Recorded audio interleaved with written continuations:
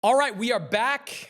We are back in Los Angeles. We are back in studio. And look who is here in studio in LA, parachuting into the West Coast, making the rare in-studio appearance. Evan Turner with us again. What brings you to our fair city, my friend? Man, just West Coasting it, bro. Just West Coasting it. Obviously, I want to come see your beautiful face, dap you up about the newborn child, and then I'm here to see a couple concerts on the West Coast. So looking forward to that. It literally snowed like 15 inches in Chicago. It's supposed to be like the snowiest winter since 2014. So I'm just getting a little. A little sun before I, respond in a negative way. You are a true Renaissance man. You think so? I do. Because you never know where you're going to be or what you're going to be doing. Like, you're just as likely to be in a vineyard in Portland or an award show in Boston or on the West Coast going to God knows what concert at any point in time. It's so funny, man. I actually like that. To me, I think I'm predictable because I feel like I eat the same thing, do the same thing. But yeah, I guess when you add it up, you just never know. You just never know. So yeah, imagine how hard it is to date me. I've never imagined that. If I'm that unpredictable, imagine what it's like to be on the other you're line. whimsical. You'll kind of go where it moves you. Yeah, it's like what Greg Oden, that commercial back in the day. He's like, I know big men aren't as marketable, but I'm a chameleon. And it was remember that? It's a great Greg Oden pull right there. I love Greg Oden. He's a man. Everybody loves Greg Oden. Mike Conley always talks about Greg Oden. When he was coming out of college, did you really believe he could have been one of the most dominant? Yeah, because you watch that Final Four, right? And how dominant he was in those games. And back then, like, we weren't in the era of the three-point shooting center yet. It was like that kind of player. We were still looking for like the next Shaq or the next Russell, the next Morning. Yeah. And you knew he could be special. Like Durant, you're like, that guy can fill it up. That guy can score. But like at that point, centers were still transformational players on NBA rosters. And look, I mean, Roy Hibbert took his spot. You know what I mean? There's so many. Andrew Bynum took his spot of like the best bigs in the league at the time because he wasn't. Not saying like they weren't like great, but like when you came down to it, there was a void being like that was left open. And when you look at what he did in college, he did all that with his left hand. And I remember asking like Gerald Wallace, I was like, bro, was he really that good? He's like, bro, he was good, but he's like, he was so strong. And when he ducked in, you couldn't do anything. And they were like, he just wanted to be a big man, which made him so good. And poor Portland, Brandon Roy, Greg Oden. If you go back to Sam Bowie. Yeah. What? It must be the meth. No, I'm just joking. I wonder what that is up there, bro. Like it was a roll of the dice at the time. If I remember correctly, people knew that there was some injury history with Oden. But one leg was longer than the other. There was some issues there. I mean, I think we'd both agree, like, if he had stayed healthy, like, he had some moments those first couple of years. Like, he would have been, talent was not his problem. Yeah, no, of course. And then he averaged like 13 and 10 in a few games he played. I think what they say, the trio of LaMarcus Aldridge, a jump shooter big, Greg Oden, and Brandon Roy was, what they win, like 65% of their games or something? Yeah. Damn. I always thought he would get it together at some point, like some medical system on a team would figure out a way to keep him on the floor. It just never happened. In Miami, I thought might have given him a shot, but it never worked out for him. I think also too, just momentum matters as well. Like, man, he spent most of his career just hurt, like just hurt. Where like his focus was crazy. I remember playing with Andrew Bynum for a couple seasons, and I think we kind of were like naive back then. Like, we thought like medical was like progressive at that time, but those were big ass humans, bro. And I just think you look at if Embiid was during that time, we probably would have never got a real Embiid. Like, you understand what I'm saying? So you see like or I could be wrong, the evolution of health or even learning how to deal with big men, but it was like those dudes were going down left and right after a few years. The foot injuries that Embiid dealt with early on, like, how would modern medicine 20 years ago have dealt with it? Probably not the same way. I mean, he probably would have been plagued by the same chronic problems that plagued Oden and so many other big men. Yeah, 1,000. Yeah, no, unreal, bro. I mean, shout out to Greg. And great guy. I talked to him right before they retired his jersey in Ohio State, and he's motivational speaking now, Yeah. I think, is what he's into. One thing that you never seen, I mean, obviously he got in a little trouble, but knowing him and being around him, you never seen him sweat. And he's just always been a sweet individual. And you never ever looked at him and been like, damn, what if? You almost forget when you look at him because Greg is so much more than basketball. And I think that was like the coolest part of the story, being like, damn, I feel bad, but it's hard to feel bad because I don't think he ever felt bad. Like, I think he like took it, accepted it, and like kept rolling with the punches. So Great year at Ohio State. That was a great year. unreal. Great year for Odin. Did your travels take you through Las Vegas this week for the Cup final? No, I wish it didn't actually, but I enjoy watching it from home. And right now, college, correct me if I'm wrong, college and NBA, basketball is lit. Like basketball is like must see, like it's fun again. Like every time you turn on, I mean, obviously the bottom half of the NBA teams, but every time you turn on a game, even the Christmas Day games are going to be unbelievably good. Like basketball is fun again. Yeah.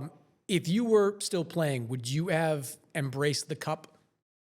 Yeah, for 600,000, I would have embraced the Cup. A little Vegas trip where it's just 4 of the top teams. I think it would have been easier to maneuver than during Summer League, right? A little bit. Yeah, right. But December in Vegas is a lot different than July in Vegas. Yeah, just a taste. But no, I thought the Cup would have been cool. I think when it comes down to it as well, you see how much the fans respond to it. You see how the NBA is trying to like evolve the game and make it exciting. And I think just as obviously I only played 10 years, but to be around the block a couple of times, to see something new, even just workouts and something that catches your attention is always fun. And I think it makes those games in the middle, at the beginning of the season, even more fun because you're battling for something. And I think when it comes to competitors and, anybody with anything, to try to, reconstruct something so it could be fresh and to keep the attention is always important. It does.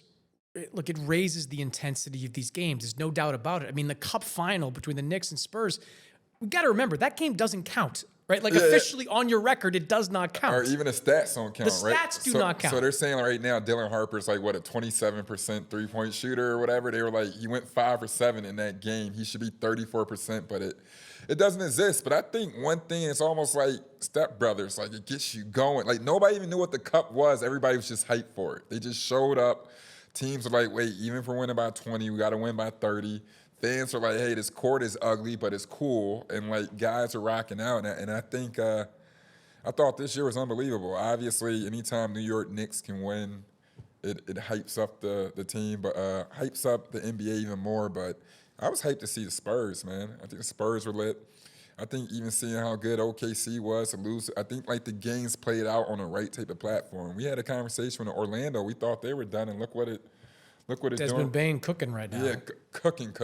Like, you know what I mean? And I just enjoyed that whole week. And like I said, man, the right team won, but the Spurs are doing really, really good, bro. What did you think of Bane's move on Anunoby when he keeps standing by the story of he was falling out of bounds? Like, yeah, no, I don't. Come on. Yeah, Bane, I think them boys from Memphis built the culture that's crazy, but I don't think, I think Devin and Bane and all of them are waiting until somebody kind of is like, hey, this isn't Kansas anymore. Because that was OD. I thought about that earlier, not even saying I'm a tough guy, but I was like, just off GP, even if I liked OG, we're fighting. Like, that was my mans on the team. Like the dude like Alfred Camino or like Mo Harkless. Oh, we would be fighting. Bro, it was so aggressive. Like, I'm almost mad OG didn't hit him. I'm like... I think OG was more shocked that it happened. Like, yeah. And he didn't have a look like, in real time, he didn't know if Bane was telling the truth about I was falling out of bounds. Yeah, but when you break it down, I'm like, no, hell no. No other time does the ball hit me. But I will give this credit. Shout out to Desmond Bane, because I think they made the right type of trade for him. One, they got a great wing player, but two, he's building culture, toughness. Dudes aren't running over him or anything. I think that's something that, Banchero and, Wagner, they need to pick up on that as well, and they will pick up on it, but it's a culture over there, and they're really enjoying it. And I like Bane. I think Bane can hoop. Yeah, there are a few kind of mid-level, and Bane's better than a mid-level guy. He might be an all-star. But, like, non-superstars that are culture changers. Like Dillon Brooks is another one. Dillon 1000. Brooks is I a love Dillon culture Brooks. changer. Like 3 teams he has helped change the culture. Memphis, Houston, now Phoenix. Not playing great right now, but they're still above 500. And that's Dillon Better Brooks is than a what you big think. reason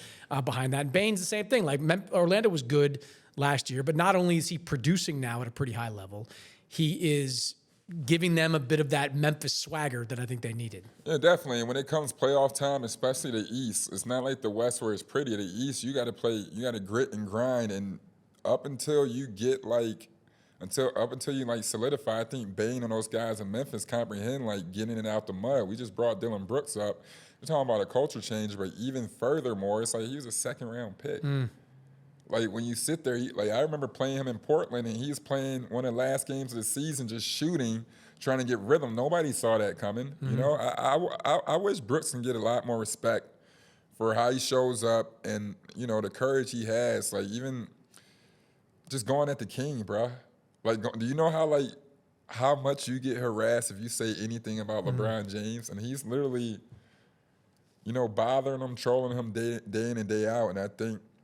I don't love what he said to KD, but I think there's something that's said of being like, hey, I might have caused 50 problems, but I've done so much for this organization already. You know what I'm saying? And I think his teammates see it. And I think if the front office do what they need to do, you got the right type of mentality to at least make it interesting. You can't change Dillon Brooks. At all. I wouldn't. Even after that last year in Memphis when he made those comments about LeBron, then they got their teeth kicked in. What did he say? I don't care. He's old. Yeah, I poke. He's old. I poke bears. All that stuff.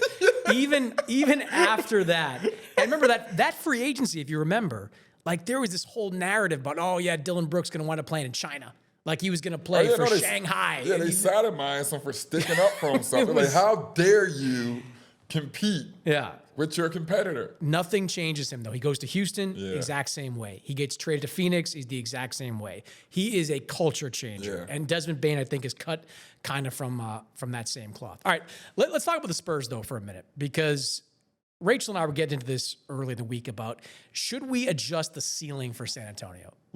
Coming into this season, the expectation was, all right, they're going to make the playoffs, either through the play-in or they'll get in regularly. And then they'll be this quirky, fun team that gives you trouble in the first round, kind of like how Oklahoma City did back in 2010 when they were a 50-win team, 8 seed, played the Lakers in the first round, wound up losing. This Spurs team looks a lot better than this quirky, fun team here to just make the playoffs. They're top 10 in offense. They're approaching top 10 in defense, which would be way better if Wembanyama played or not missed 15 games. These young guards, I was talking to someone in San Antonio the other day, that 3-guard rotation of Fox, Harper, Castle, it's as good as it gets in the NBA.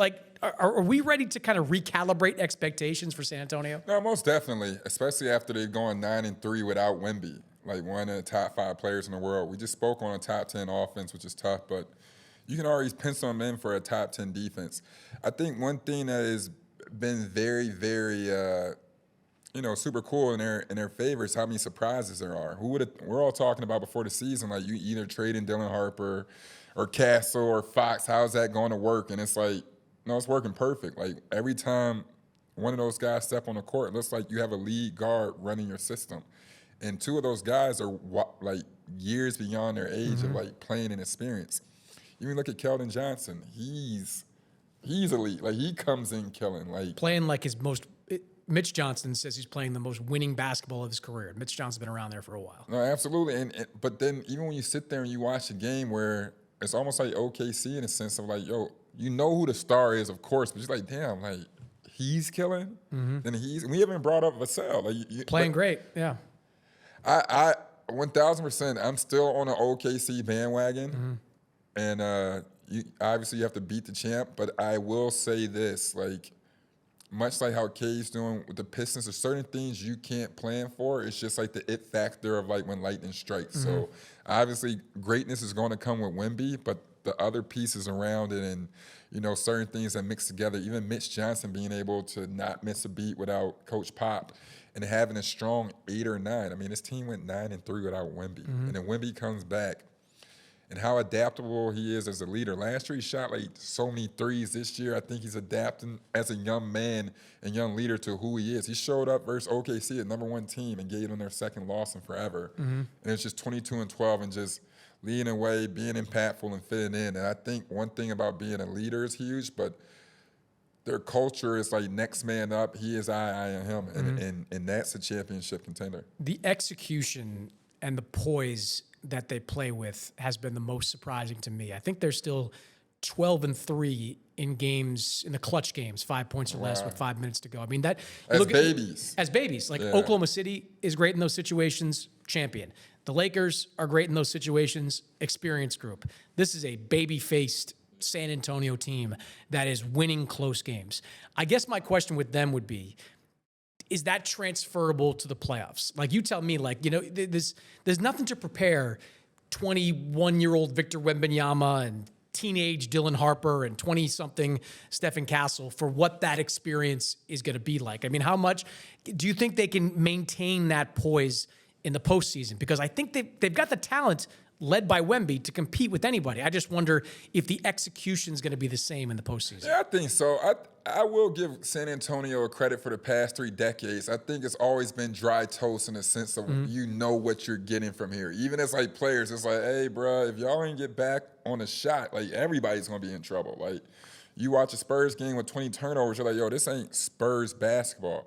So I think that you have to give credit to Mitch Johnson, to all the staff, but then also all the OGs that come back. Like when you look, you see Tim Duncan there all the time.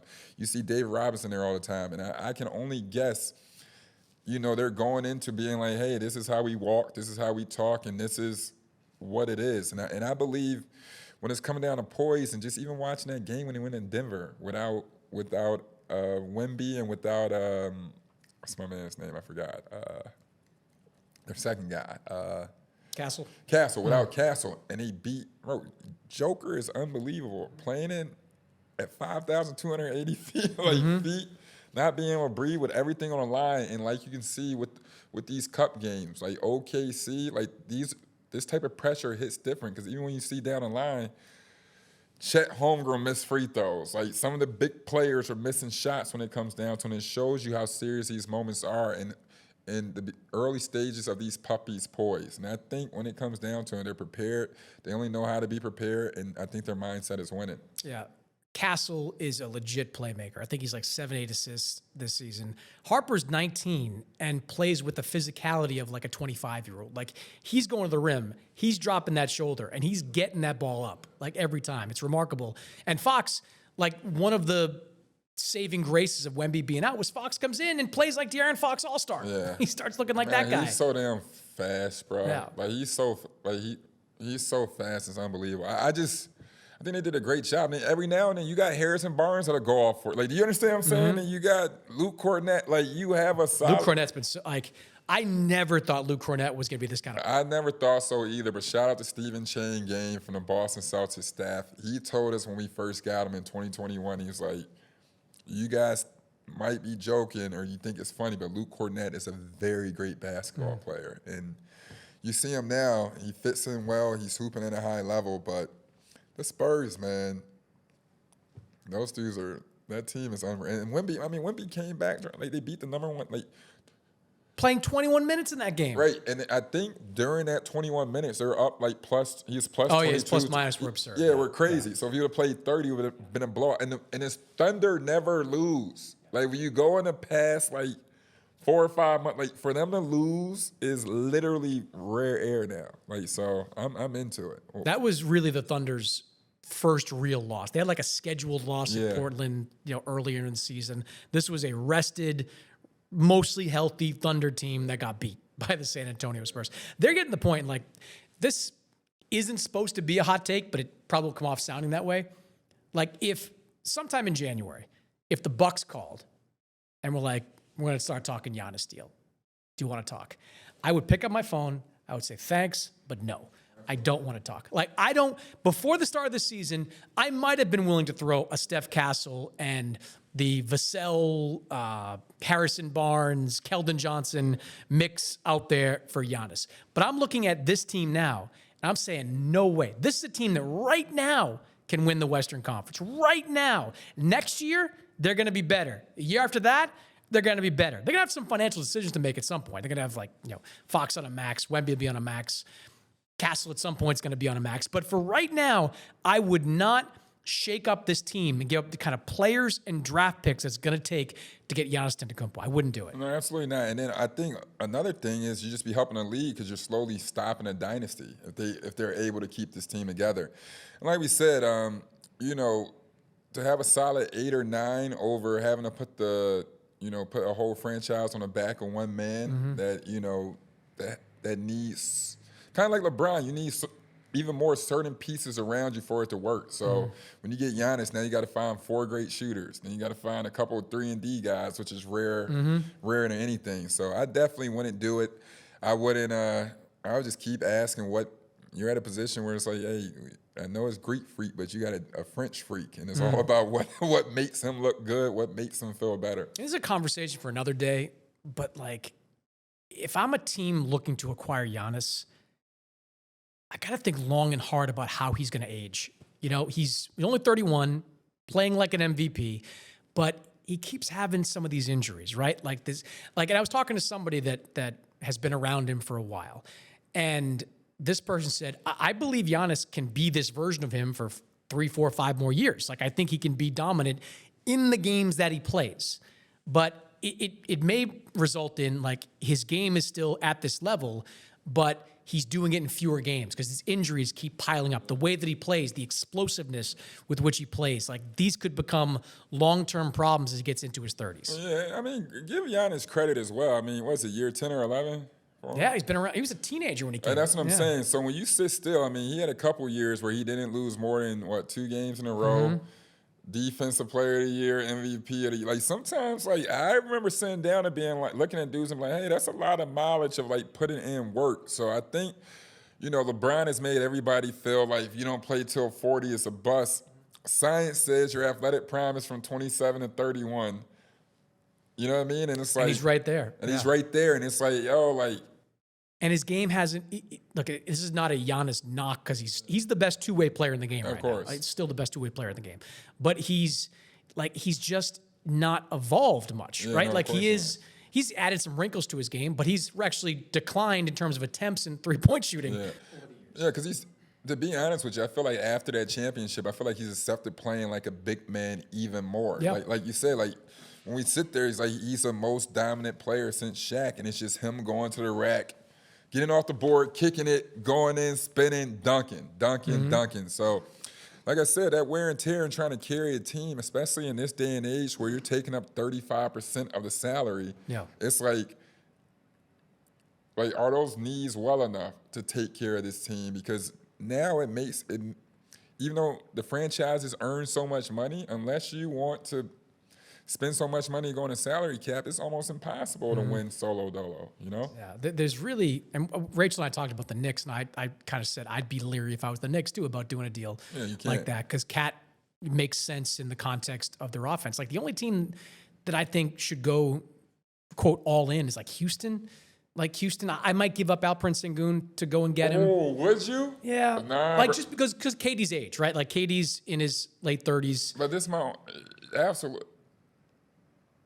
I'll be wrong for saying this.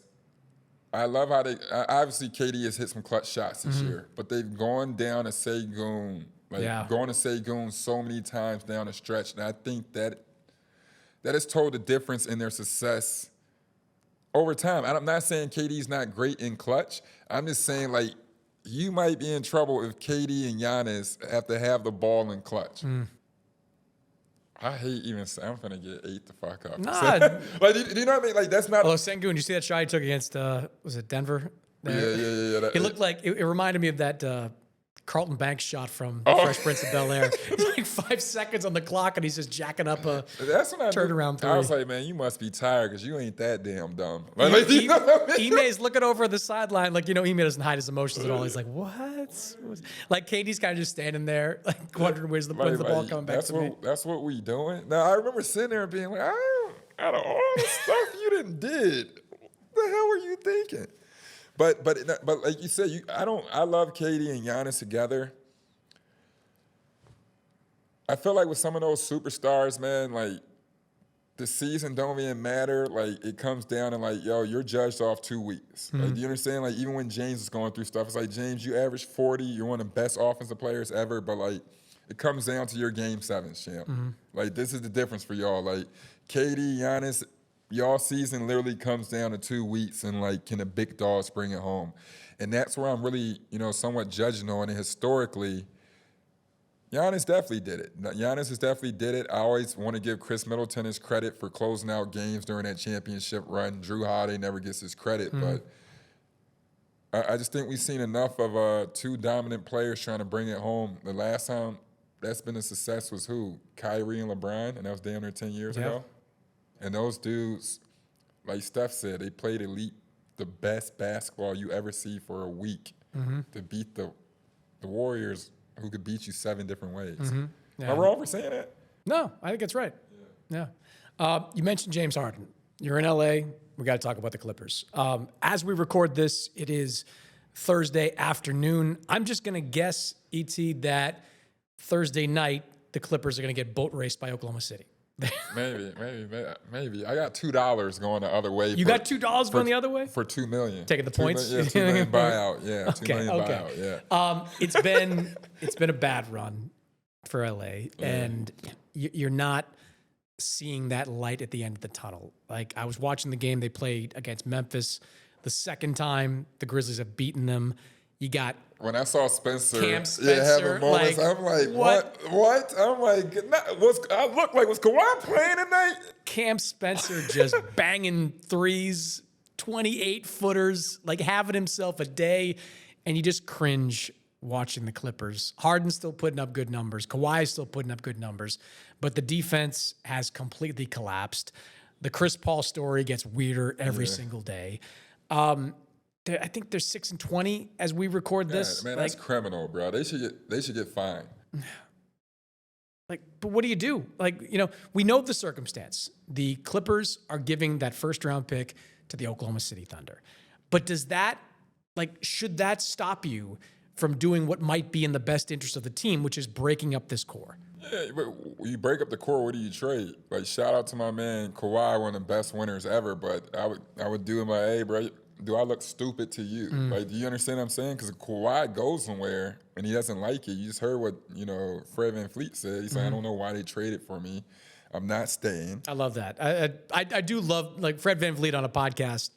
He was basically asked, like, what did you think of Kawhi leaving? It's like, he never said otherwise. He said he was coming and he was leaving. I did 2 stories on Kawhi for SI during that year, and it was like, you're always kind of picking at it, being like, is there any chance he stays? Does he like living in this complex? Is there a restaurant that he likes? Never. Nothing. Literally. It was always, let's focus on this season.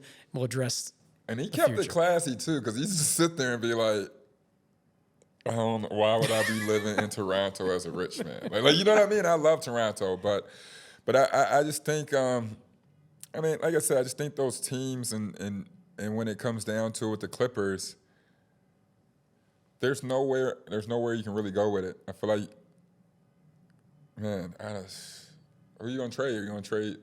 Who would you trade? You have to trade them to a contender for their future, and who would trade their future for the dying part of like a great generation? Like, it's not like it's. I just talked to Iman Shumpert earlier. They're trying to get us a hoop in D Rose's game, and I'm like, bro, I haven't touched the ball in years, and Iman's like, oh nah. These knees will fail me. Like, do you understand? Like, it's over. Like it's like literally. Like, you understand what I'm saying? I think for the right price, there's value in Harden and Kawhi. Look, for example, if I'm Harden somewhere. If I'm Minnesota, Harden looks pretty good. Yes, absolutely. Absolutely. They need a playmaker. You're absolutely right. I like that a lot. You're absolutely right. I'm just not. Harden can go somewhere. I'm so sensitive to Kawhi, and it's almost like dealing with Javonte Tank Davis. It's like, oh no, you're not finna tell him what he's about to do, like, because he's gonna do what he wants to do. So it's like, what would really make him happy? Because that's the only thing he's going to respond to. And I'm wondering where could he go? Like, where could you send him to? Like, and the only thing I want people to remember is like, hey, when you get Kawhi, he's won 70% of his games, and he's strong. And from what we remember, he's strong enough to ice out your go-to and give you 35. I mean, he's the only dude that I've seen give Luka some problems in the playoffs. One of the great playoff performers when he's healthy of this generation, finals MVP. It's so rare for a guy to come in to a new team and win in that first year. Bro, that was the shots he made that first year. Yeah. Where do you winners, like where do you put them at in a sense of that? Like winners, just like he's I don't want to say winner. like Jordan, like is there like Jordan like esque in a sense of like, I mean, they just trade him to a random ass team where there was a dynasty going on. Like, you know what I mean? It's going back and forth with the Cavs, going back and forth with the Warriors. Obviously, KD got hurt, but like he took a bunch of guys that were tweeners, I guess, and won after quote unquote the Spurs scandal. Like, you know what I mean? He can make a good team great. I don't know what that compares him to. Like Jordan was on a unique level. Kobe was on a unique level. But he's a killer. Yeah. He's a killer. Yeah. Out 70% win in the NBA. Crazy number. I don't know what team would make sense for Kawhi, but like I guess the question is more like, there's been some reporting out there about how Steve Ballmer is addicted to this team, like wants to keep it together. Yeah. Like, I don't think you can do that. Like, it's not going anywhere. Things are not going to change so drastically that you're going to get back into the mix. You're not going to make a run with this group, like beyond what you're seeing on the floor and like the deficiencies. It strikes me, and you've been in locker rooms, it just feels like there's a toxicity there. Like it's just like the vibes are bad, and it doesn't seem like it's getting better. Absolutely, and from what it sounds like as well, it could date as far as back as when Paul George didn't want to sign back home. And you got to think about guys not wanting to sign back to their hometown team. With a great system, a loaded vet team, and trying to go to a contender, it's like, I feel like whatever happened a couple of years ago, the cat's going out the bag, and I think rumblings from what you heard in the past when players would get upset not knowing if Kawhi was going to play consistently, or being like, all right, bro, we might show up, but he's not doing back-to-back or showing up to the games. And I think sometimes we speak on culture with the Spurs, how serious it is. Coach T. Lue can coach his ass off. I mean, I always call Zubac Jordan, even though he's really not. You know what I mean? James Harden's still playing. Like, this team is good enough to at least make it to the play-in, and it's not even close. All the energy they put out there as well. But, I mean, with Steve Ballmer, he's a fun guy. I'm almost positive, just like, make this a dope fan experience moving forward. If you're not going, if you're not going to trade guys off, like, you know how to have fun. Like, make it a dope fan experience, and you're going to have to do like kind of like a little diversion for the next 5 years until you get your picks back and so on and so forth. At least 5 years. I mean, this team feels like it's a generation away from getting good again. Because all those, I mean, it's not just the one they owe Oklahoma City, but other picks that have been traded away. It's like 2030 maybe that they have the right to deal with pick. And then during this time, usually you kind of do like diversions and like bring back some of your greats and retire their jerseys, but they pissed off all their greats. Like, you know, like usually like the CP thing was supposed to be like a diversion. And it's like, no, like literally, they're in the dumps, man. I feel so bad because Steve Ballmer seems like a fun guy. I mean, that's what happens, man. Another thing, bro, and it's funny, man. That's what happens when you rely on NBA players, man. They full of shit. Like, you know what I'm saying? It's like this. You give somebody, you spend $1 billion on a locker room, and this might shit the bed, man. You let a guy come to practice from San Diego. What was your, you read the TikTok that ESPN wrote about Chris Paul, behind the scenes, Ramona Shelburne sort of laying out kind of what went on there. What was your take on kind of how that all broke down? I get mad sometimes when it's over, kind of like even like with Conor McGregor, or like it'll happen to everybody but Trump. But like we entertain, we love everybody for their quirkiness or whatever, as long as they're great. Like when you sit there and it's like, quote unquote, Chris Paul being an asshole, like he's always been a captain of the ship. He's always had tough conversations, even in the union. Like you help get the union, like he's always been the one being like, hey, this is how we build it. So when we sit there, I can comprehend how players in a veteran locker room might be like, hey, I'm not trying to hear that shit. And I understand that. And in the NBA locker room, a lot of times, it's like the mob. If you can't sell it, they're going to kill you. Like, you know what I'm saying? And I think that's what really occurred here. And I think, I think You know who CP3 is. You know he wins. You know it's a curve. You know how hard he works and he practices what he preaches. I just think, like I said, man, when it came down into that locker room, that culture and everything else, you have 12 different personalities. I don't think you really have a team atmosphere that really responds to that. I think Ty Lue's his own person. I think, like I said, Kawhi Leonard is definitely his own person. James Harden. I just think when it came down to that unity stuff, it's like, shut up, bro. We went like team. Like you're dealing with dudes that aren't really team atmosphere players, and it's not in a disrespectful sense. That's just like, bro. You heard what Pop said. He's like, well, Kawhi's not really a leader, and everybody got upset about it, and you learn about it now, and it's like, oh no, Kawhi shows up to play, win, leave on the. Some guys are wired that way, and that's perfectly fine. And I think when it comes down to it, like, hey man, anytime you're the odd man out, it gets ugly, and I think that was the case. And you're allowed to do that to guys on the tail end of their career. Like you're only as good as your last game, and as pros, we understand that. And I think CP3 is allowed to hold men accountable. I think CP3 should write a book on how to win and build culture because he's done it time and time again. It's just like, hey, the same thing that makes you laugh makes you cry, and nobody's above this. We watched Melo walk around with a hoodie on for 2 years just cause. You understand what I'm saying? And like I said, man, the same emphasis, same thing that makes you laugh makes you cry. And we all got to adjust as pros, as players to different things. Like, when you go from starting to the bench, that's your own adjustment. When it goes to being like, hey, you're not the big voice in here, shut the fuck up, that's your own. And you know as well as I do, Chris, that's locker room. Yeah. Like I've watched people, rookies be right, and vets like, I don't give a damn what you say, shut the hell up. And that's the league, that's the world. Like what it's a hierarchy, think? Yeah, and that's just, you just be shocked when it happens to CP, man. Yeah. I saw Adam Silver comment on this over the week, and one thing he said was that he hopes that Chris Paul signs another team, finishes his career a different way. I'd love to see Oklahoma City sign him. I'd love to.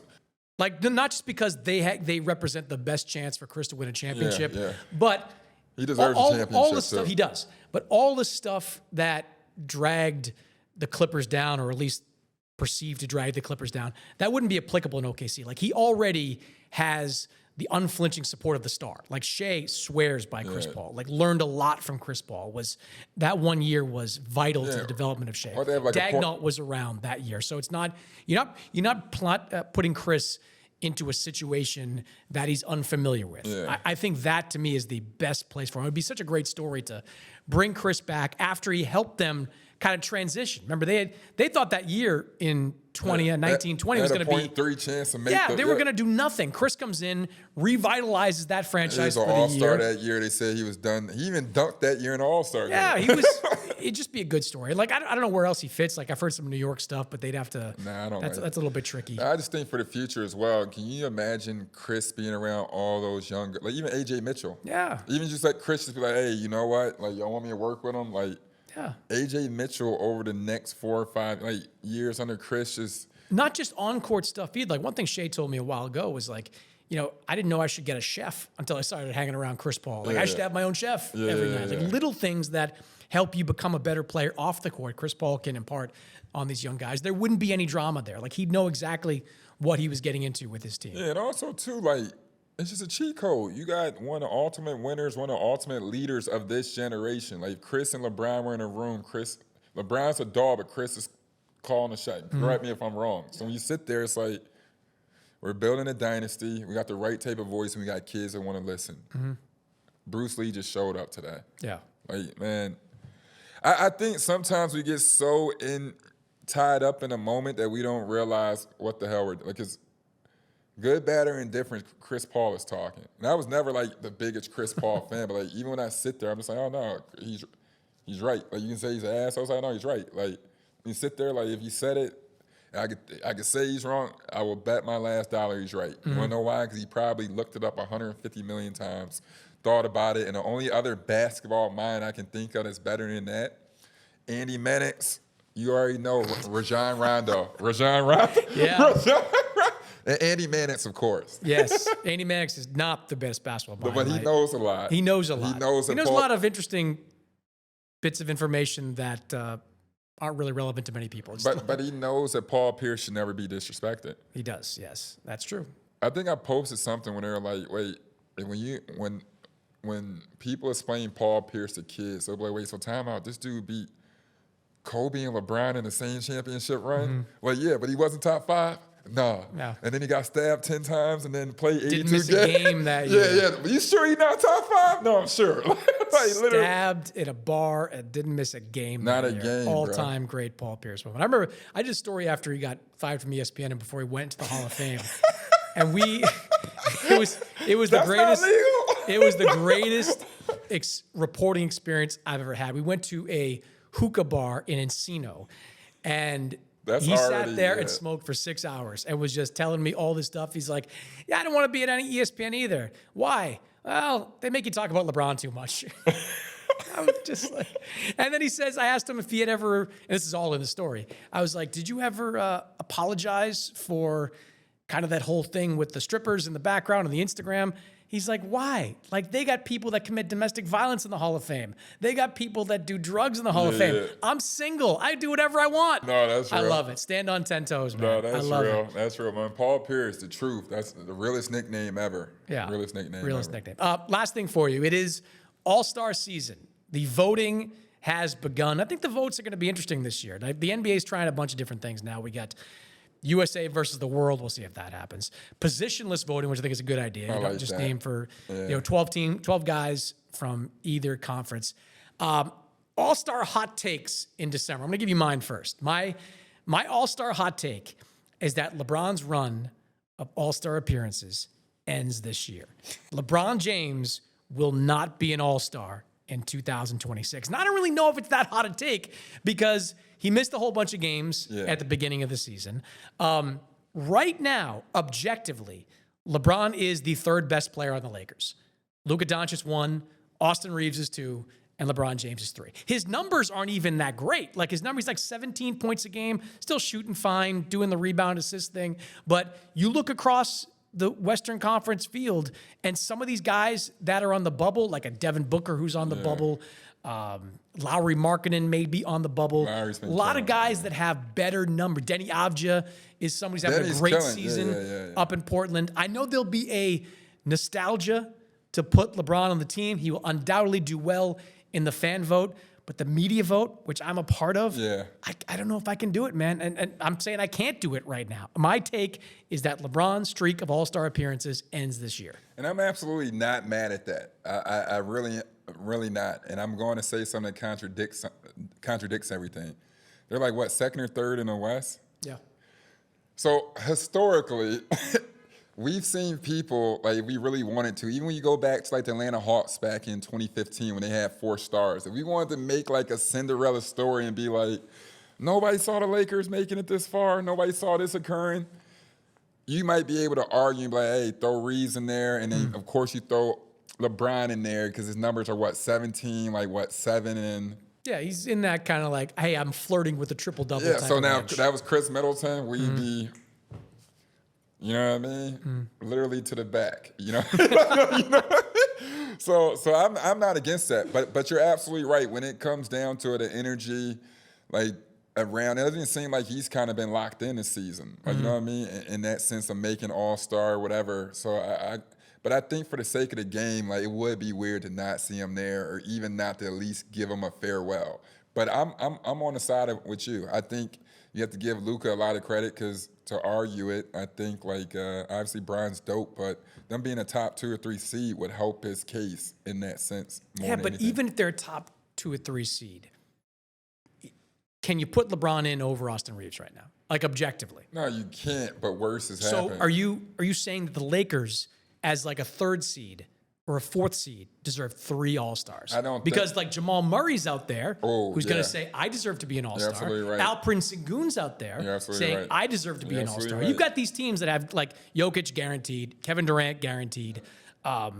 You know, the Oklahoma City, I think, well, Shea's obvious. I think Chet is guaranteed to get on that team. Like, are the Lakers the team that gets 3 All-Stars? No, absolutely not. I just think LeBron has an NBA on speed dial. Yeah. And I think money talks and bullshit walks. And like, you're absolutely right. I'm sitting on pins and needles to think, would they really do that? I mean, they might not have a choice, right? Like the fan vote will be supportive of him, but the media vote is not going to be great. And I think the coaches vote. I think the coaches are seeing, like Austin Reeves, when Luka went out, was dropping like 50s. Yeah, Austin was averaging 30 without Luka. Crazy. You're absolutely right. This is definitely your do. If they do it, man, they're gonna be pretty. You know what I mean? They're gonna be pretty pissed. Like, I think that's a dope take. And then, like I said, you can follow up with a contradiction. But like, the fact that the Pistons are doing so well, and they might only have one All-Star. I think they got two. You think so? I'm going to vote Duren in. Like, he'd get on my ballot right now. Yeah, I like Duren a lot. If he doesn't, which I mean, you still gotta give Duren his credit, because I'm also one of those big believers when people scream that like Jokic doesn't have an All-Star, and say Jamal Murray's been an All-Star for like 5 or 6 years. Like, you average 21, 7, and like 4 on a championship team for 5. Like, that's an All-Star.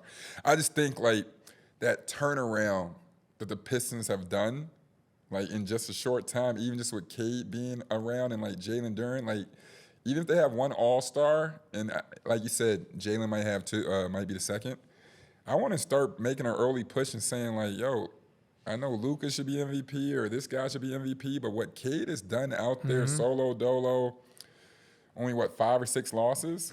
Less, I think. Less. Maybe? Yeah, in a span of like 2 or 3. This is 3rd year. Yeah, is unbelievable in a city like Detroit. Shout out to Detroit. I'm not trying to be weird, but you know what I mean? Like, you talk about down in the dumps in all situations, and he got probably 13 or 14 months to get it back, and he didn't even have his number 1 shooter in the league either. Yeah, they still need shooting. Yeah. Right? Like, Duncan Robinson's been a great shooter for them, but they don't have another consistent guy. Like Cade, I've told this story before, but like when I did the SI Top 100, I had Cade initially outside of my top 10. But what I do is I send it around to different coaches and executives, and the most common feedback I got from those coaches and those executives was some version of move Cade up, get him higher. So I put him in the top 10 before the season. Like, that's basically because these coaches. Said he was that good? These coaches are saying, like, this guy's legit. Like, the Luka Doncic comparisons have been out there, but you watch him play, and it's like he's big, he's strong, he plays like kind of methodically. And then he's poised. Yeah. Like he plays like a 35-year-old man. He's almost like, however Mike Conley acts, that's how he kind of plays in a sense. Like, he's so confident. Like, even when he was younger, when Jalen Green was trying to start that beef, and he wasn't even going, Cade wasn't even going yet. And he kind of just looked at him and just laughed, like, are you dead-ass serious? Like, what are we talking? Like, what they're doing in Detroit, what he's able to do by himself, and just his poise, like 30 points a night, he can get 10 assists. He don't really turn it over. He can score from all 3 levels. And, like, even last year in the Knicks series, I feel like that was the first playoff series, but after, like, game 1, he was giving them all they can handle. I think the postseason is going to be good for Cade Cunningham this year. I think he's going to break out. Yeah, I will say this. Anytime, I mean, Nike don't really get it wrong. When they give you, like, a player shooter, like, hey, bro, go crazy. But that's crazy that everybody say Cade.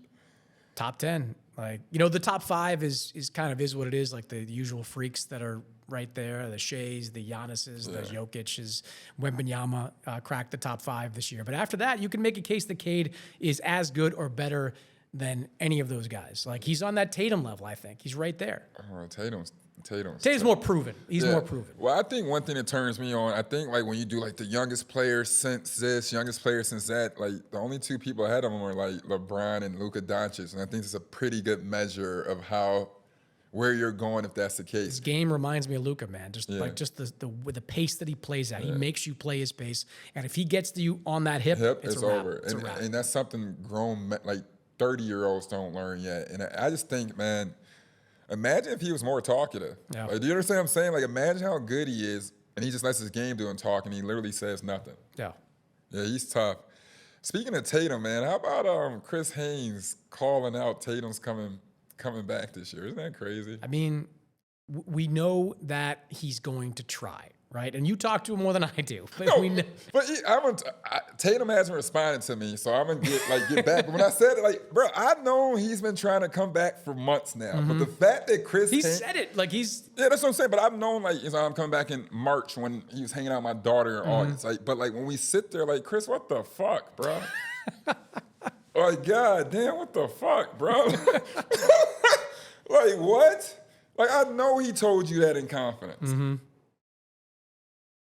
I mean, well, I didn't see exactly what Haynes said. But Tatum has been telling, like, I did an interview with Tatum when he was doing that whole like drug tour, when he the magical drug that was helping him get back off. And he said it to you, he said it to everybody else, like, I got a date on the calendar, I'm circled. I think the question is going to be like, what do the Celtics say on that? Like, how much pushback does he get from the organization, if any, on coming back? Yeah.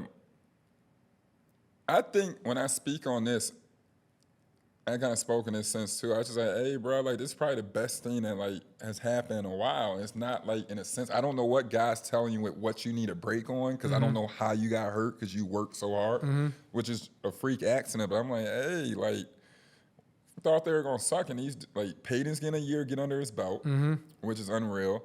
Derek has been adjusting decently well, but like, you'll come back, he'll still be the third option, maybe fourth, which is what he's great at. Yep. Jordan Walsh has stepped up. Neema's Josh Minot's playing good. Yeah, Neema's Keita is giving him serviceable. I'd be more, we've talked about this a little bit, but I'd be more bullish on Tatum coming back if they had one more big. Like, I don't think they have enough bigs. Yeah, Luka Garza is not the reason why. Because you'll end up, it'd be like, Tatum, do you want to play the 4 and 5? Because we need, I'd love to see them be aggressive at the trade deadline, upgrading. Like, use that Anthony Simons contract and some other stuff to get another big. Like, I've said this before, but like, Lowry Marketing to me is like unreal. Give me Lowry Marketing in Boston. Like, that is Porzingis 2.0 for the which is why, like, when we screamed earlier why you can't trade Cat from for Giannis, because in this day and age, that shooting big, that spacing big is almost as important as a point guard.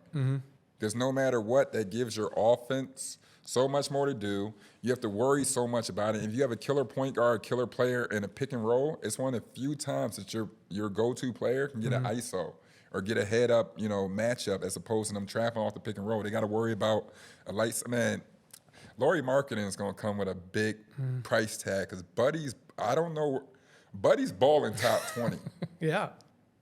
Like, regardless of not being like, oh, no, he's on the bat. No, he's balling top 20. Like, and Utah keeps saying and telegraphing that they want to hold on to him. I just don't get it. I don't get it. The future of your team is not a late 20s forward. Danny Ainge likes to play mind games. I know. Like, That's what I think. Yeah, he's the same person that brought in, it's so bad, Markelle Fultz.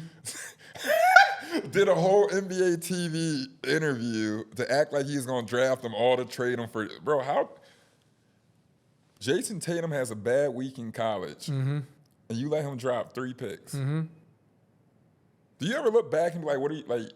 I look back at some things I wrote back then. Like, I remember at the time when they made the trade, I think I wrote something to the effect of like, this is the most important moment of Danny Ainge's career. Like, Markelle Fultz is considered the #1 guy. Danny Ainge just dropped down. At that point, like, the Celtics, I think for a minute were on the fence about Josh Jackson at that 4 spot. Then remember Jackson wouldn't work out for him. And like, so that made their decision pretty easy. But I remember like writing at the time being like, I can't believe he's dropping the #1 overall pick. Point guard is the most important position in the NBA. And even as a guy who had Fultz, crazy numbers. Fultz, though, like, Fultz had a bad workout in Boston. A very bad workout in Boston. And also, too, what they told me, when I asked Danny, I said, how'd you know? He said, you got to listen to your doctors, too. He's like, whether he's good or not, he said, I didn't like the fact he didn't win. Like, he's like, so the average 19, 7, and 6, he's like, what's the difference between that and any other kid coming out? And he said, if you're that good, to go under 500 is damn near impossible. He's like, I don't, if you're at this level, he's like, it just doesn't make any sense to me. He's like, I'm talking about like, under 500, like, how do you do that? And then he was just like, his knee was inverted. And he said, I don't know how they didn't listen to their doctor. It's like, bro, this shit's finna tear. He's like how he stood alone was like, I didn't like that. And he's like, I was sure of it. A lot of people weren't, but like, when you listen to Danny, you're like, oh, this is why I'm an idiot. And Danny Ainge knows what he's doing. I think they got a glimpse too of the shooting problems during some of those workouts. Yeah, yeah. Man, shooting hard than a motherfucker. like shooting's hard, and then when you just sit there as well, like with Tatum, I just understand it, man. He had a bad week.